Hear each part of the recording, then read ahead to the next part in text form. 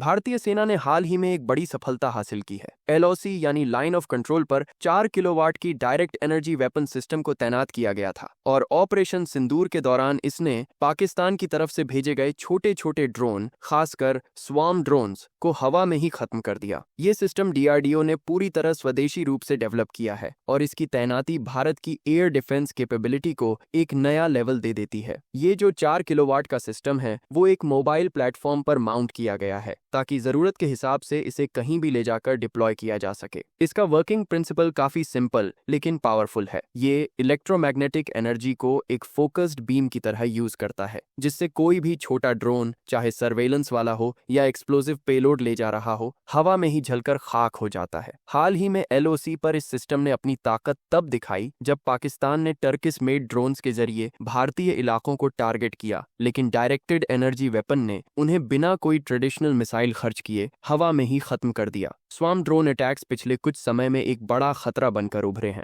पाकिस्तान की तरफ से भेजे गए ये ड्रोन्स कभी सिविलियन एरियाज तो कभी हमारे मिलिट्री पोस्ट्स को टारगेट करते हैं। खासकर रात के समय या लो एल्टीट्यूड पर उड़ते हुए ये डिटेक्शन से बचने की कोशिश करते हैं। ऑपरेशन सिंदूर के दौरान ऐसी ही टैक्टिक्स देखी गई थीं, जहां लो फ्लाइंग ड्रोन्स ने काफी कंफ्यूजन और खतरा पैदा किया था। उस ऑपरेशन के बाद भारत को ये समझ में आ गया था कि कन्वेंशनल मेथड्स जैसे एंटी एयरक्राफ्ट गन्स या मिसाइल्स से हर बार जवाब देना ना तो प्रैक्टिकल है और ना ही इकोनॉमिकल। इसकी खास बात यही है कि ये रीयूजेबल है, मतलब हर बार किसी टारगेट को न्यूट्रलाइज करने के लिए आपको कोई नया मिसाइल लॉन्च नहीं करना पड़ता। इसका रनिंग कॉस्ट बहुत ही कम है और इसका प्रिसीजन इतना हाई है कि कोलैटरल डैमेज का ऑलमोस्ट जीरो चांस होता है। जब एक साथ मल्टीपल ड्रोन्स यानी ड्रोन स्वार्म्स अटैक करते हैं तो ट्रेडिशनल सिस्टम्स ओवरवेल्म्ड हो सकते हैं, लेकिन डीडब्ल्यू जैसे हाई टेक सिस्टम्स ऐसे सिनेरियोज में भी शांति से और इफेक्टिवली काम करते हैं। डिफेंस एक्सपर्ट्स का कहना है कि ये डीडब्ल्यू सिस्टम फ्यूचर वॉरफेयर की डायरेक्शन में एक बड़ा कदम है। जहां ट्रेडिशनल युद्ध के तौर तरीके बदल रहे हैं, वहीं नई टेक्नोलॉजीज जैसे कि AI controlled drones, autonomous swarm attacks और साइबर वॉरफेयर जैसी चीजें